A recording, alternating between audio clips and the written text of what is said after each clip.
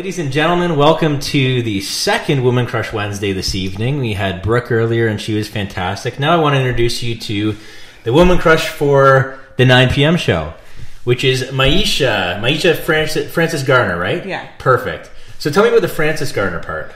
Frances is my mother's last name and Garner is my dad's last name. I guess that makes sense, but there's no hyphen there. There is. Oh, is there? Yeah. I don't see it on Facebook. I don't know. Whatever. Anyways, ladies and gentlemen, this is Maisha. And Maisha, you come on the show, and you and I have known each other for a while because you do some stuff around Tantrum. Yeah. Which is, we did a podcast, for those of you that aren't familiar, we did a podcast with the owner of Tantrum, Chris, and actually he was generous enough to give away, we didn't realize it at first, but he ended up giving away like $1,000 giveaway for the sauna. What? It was supposed to be, I didn't know, I didn't know the pricing of the sauna, so I thought it was going to be roughly the equivalent to an unlimited tanning package, right, which is like $400 or $500. And it turns out that the year of the sauna is actually like closer to $1,000. I was like, man, why didn't you tell me that? Because we would have done like 6 months of sauna. But it's okay. It's our mistake. So congratulations to Alana. She won it. Oh, congrats. Yeah. That's awesome. So, but anyway, so I said, Chris, we better do a picture saying how much value you're giving away. That was our mistake. But anyway, so if you caught that, Maisha actually shares a son with Chris, correct? Yes, I do. Yeah, beautiful baby boy. Yeah. How old is he now? He's 15 months now. So is that the toddler stage? Is that when you define a toddler as like around then? I guess so. I never really understood. I guess 15 months. I'm not sure. I thought he was like an infant a month ago, and I guess now he's a toddler. Yeah. Okay. Labels, huh? Yeah, whatever. Yeah. So, okay, so let's get back and let's talk about your story because you're not originally from Canada. No. So tell me about where you're from and how growing up was. Okay. Well, I was born in Montreal. My mother was there studying, and my dad is from Barbados as well. Okay. So what was your mom studying there? She was studying finance. Okay. She was studying medicine at first, and then she studied finance. Okay. And big switch. Yeah, big switch. Yeah. Like weird. But my dad came up to visit, and boom, bam, I was conceived. Really? And she stayed there, and I was born and everything. And then I went back to Barbados around at 4 years old. 4 years old. Okay. So you were there till you were 18, yeah, right? I was there until I was 18. So what was growing up in Barbados like?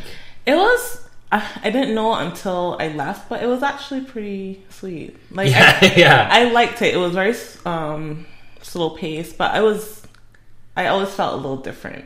Did you? Yeah. I always felt a little different.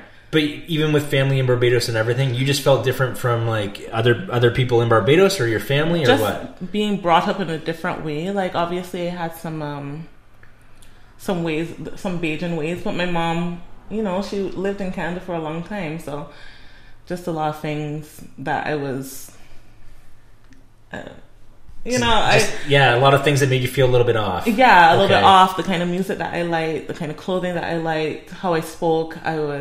I spoke properly or great. I don't know. Compared to how people talk in Barbados? Yeah. Okay. So it was a different world even growing up at home for you. Yeah, it was different. And I liked it, but I didn't. Okay. Yeah. So did you have any tough times growing up? Yes, I did. Tell me about the struggles. The struggles. Sure. School is mainly a struggle. Okay. What was the struggle about school? It's just kids are just not nice. Okay, so did you get bullied at school? Yeah. And obviously, it's not considered bullying there. It's just that you are kind of soft. Oh, it's a different mentality. Have a tough skin. But the things that people would say, like I was told that I was ugly every day. Really? And just fucking kids. Yeah, man. I know. Like, and they will say it, and then you start believing it, right? Yeah. So, that and I just didn't fit in. How I spoke, I was, ridiculed for how I spoke because I spoke properly. Right. And was that something that your mom wanted you to do, or was that just I could not speak slang in the house. Really? That was just not a thing. Right. Was this because she had spent time in Canada, so she kind of knew how Canadians were? Yeah, and plus she was always exposed to Canada. She was living in Canada when she was young as well. Her dad is from here, so... Yeah. She just had a different way of life, always. Okay. And she wanted me to see outside of the box. Right. And see outside of Barbados and know that there's something other than the island life. There's something possibly better. Really? Yeah. Better than the island life. The island life sounds pretty sweet to me. Yeah, everybody thinks so. Like, it's nice. And it waking up every day to, you know, the trees and nature and seeing the sea and how beautiful it is. Like, it's really nice. But is it turquoise water? Turquoise. White sand? White sand. Palm trees? Oh, that's why. Well, palm trees is mostly, I guess, LA. I don't know. What is it? LA when people see palm trees, or in Miami? Yeah, I guess so. But we have coconut trees. They're coconut trees? Coconut trees, yeah. I don't know the difference between a palm tree and a coconut tree. I'll show you later. All right, fair enough. So, okay, so growing up in Barbados for you wasn't quite as easy as some might think. Okay. Tell me about some other struggles. I mean, obviously school was a struggle because of bullying, but what else? Was there any kind of mental struggles that you faced at all? Mental struggles, I guess. Like mental health-wise. Mental health? Yeah. Well, I knew that I was I was always anxious when I was younger, and I always had like this, I guess, dark side. I would feel sad and a little too sad sometimes. Right. But I didn't know what it was. I just thought I was sad, and people were like, "Oh, what do you have to stress about?" kind of thing. But you know, everybody stresses in their own way. Right. And no one stresses more or less than others. Right. And that's basically what I struggled with, especially when my parents kind of like split up. Okay. That was a huge... There's a big thing for you? That was a huge thing for me. How old were you when that happened? Apparently it was happening way before, but I really knew of it when I was 14. Okay. And I was exposed to it, and I saw, you know, how my mother was, you know, and how just everything was just different from then. Right. And that affected school, that affected grades, obviously. Yeah. And when I would speak to my guidance counselor, I was going to school at secondary school then. When I spoke to my guidance counselor, they were like, "It's none of your business. Like stop. Like, stop being nosy about your parents," kind of thing? Stop being sad. What do you have to be sad about? Right. Like, kind of thing. Really? So it was just, you know, just whatever. Different way of yeah, it happens all the time. So whatever. Why are you feeling that way? Kind of thing. Really? Mm-hmm. So they brushed off. Did your parents end up getting divorced? No, they're still. There was just a separation for that period of time. I don't even know what that is. Okay. We lived in different houses. But then a few months in, my dad was back. So I don't know. They worked it out. I don't know. Did that make you happy when that happened?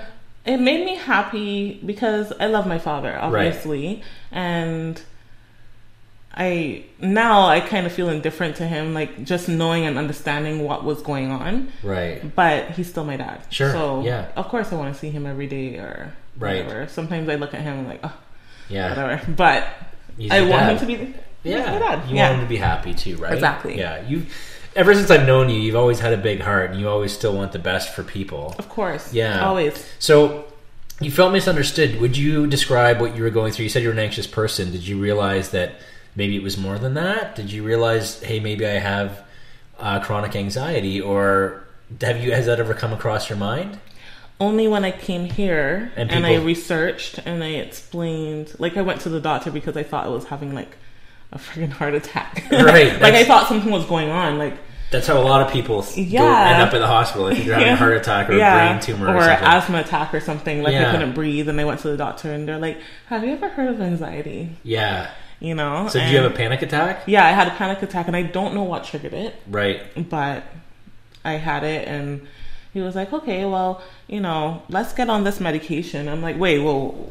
So yeah. Hold on, like, and is this at the hospital that they told you this, or my actual doctor? Your actual doctor you told them what happened. And, yeah. Okay. And I've refused medication for the longest time, always. Right. Yeah. But that was it, and I've always felt a little depressed sometimes, especially in the winter here. You're seasonally affected. Yeah. So am I. Yeah. It happens. It's horrible. Winters are a bitch. Yeah. I mean, if you're a diehard Canadian, you can flourish in the winter, right? I mean, you can go outside, especially if you're up north and you love snowmobiling or ice fishing or anything like that. I'm the kind of guy that even though yes, I'm Canadian, I'm still born in California, and when I see snow, I'm in by the fireplace watching movies and just like hibernating like the animals, basically. Yeah, and you want to hibernate. You don't want to do anything. No. Work. What was that? Yeah. Like, quit. I'm staying inside. My first winter here, I cried every day. I didn't want to go outside. I hate snow. And this was when you're 18. You moved here. And yeah. So you never liked snow. I hate it. I associate snow with sadness. I just. Yeah. Whenever I see it, I'm like, it's pretty looking from the inside. Yeah. But don't ask me to go outside. No. Not happening. So you've never, it's just something that you're never going to like. You've never tried to adjust a mindset. Yeah, I did. You did. My mom, especially, because she knows how I am, she was like, okay, let's go skiing lessons. Let's go this. Try it out. And I tried it. It's still no. No. It's not for you. It's not for me. And skiing is really, terrifying. I'm not. No. You know what? I don't mind, for myself anyways, I would like to live somewhere where it's just sunny and exotic all the time. And then, hey, when I need a little break, I'll go on a ski trip. But I control when it snows. Exactly. Yeah. Exactly. And I'm the same way. I don't like being controlled by anything. No. So... Yeah, even the weather. Even the weather. Even the weather, I hear that. What you said. That's why I'm always in Barbados. Right. Recently, just to get away from the snow. Just to get away from the cold, anything. And when I feel like going, it's not to get away from Chris. Huh? It's not to get away from Chris. No comment. No comment. I think he's watching. Probably. That's okay. Don't worry. So you came here. You realized after seeing a doctor that you could potentially have some anxiety, and you labeled it as depression, so you started getting depression. What was your next step? Like how are you coping with that? When did you find out, and how have you coped with it since? I found out when my second year here. Yeah. And I didn't cope with it. You didn't cope. It was kind of in denial too. I'm like, yeah, whatever. Like, you don't want to admit that you have these things. I don't want to admit that because I associated mental health with being crazy. Sure, right? I think a lot of people do. Still, there's still stigma there. Yeah. And you have to understand as well. In Barbados, mental health is not a big issue, like I've explained to you. So, psychiatrists, what is that? Do you mean that it's not a big issue, or that it's not? They don't acknowledge it. They don't.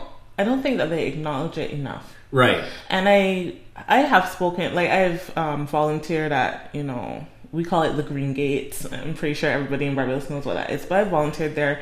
And some people just have depression or anxiety, and they get sent there. Really? What is the Green Gate? It's just a psychiatric ward. Okay. I think, yeah. So it's like the old school mental institution? Yeah. Are there bars on the windows and everything? I think, yeah. Or is it from what I remember? Yeah. Well, I mean, there's there's a gate, and it was green, so we call it the Green Gate. I see. Okay. Yeah.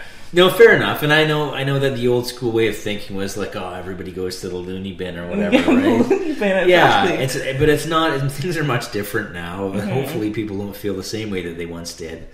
But were you afraid to admit that? Coming from, obviously, it's a pretty stigmatized. Oh yeah, thing in Barbados still. Yeah, I spoke to my mom because my mom obviously understood me, but I didn't tell my dad. No, I didn't tell my dad that I was depressed. I think I told him once that I was feeling a little low, and he kind of brushed it off as well, kind of thing. He's like, "Oh, you're fine," kind of thing. Yeah, but I never really explained it or told him that I was on it until after my son was born. Right. Yeah, and then he really never spoke to me about it. It was just something that we did. Yeah. So after 2 years from being here, you went to your doctor. You started exploring the fact that maybe there was something deeper. And then is that when you started exploring medication, or? Yeah, only after I had my son. Because after you had your son. Yeah. Okay. Because I was feeling lower than usual. I was having these crazy thoughts, terrifying thoughts. And I wanted to be good for my son. I wanted to be a good mother to my son. So I was like, you know what? Let me explore this. Right. And honestly, you can be as open here as you want to be, but I bet you're not alone in this. But what kind of thoughts were you thinking? Because I know a lot of people feel like they're going to hurt their baby. Yeah. Yeah. Was that kind of thoughts? So one thought was I had 2 dogs at the point, and I always had this recurring image that they were going to tear him apart. Really? It was... So just a big worry. Yeah, and every time I saw the dog and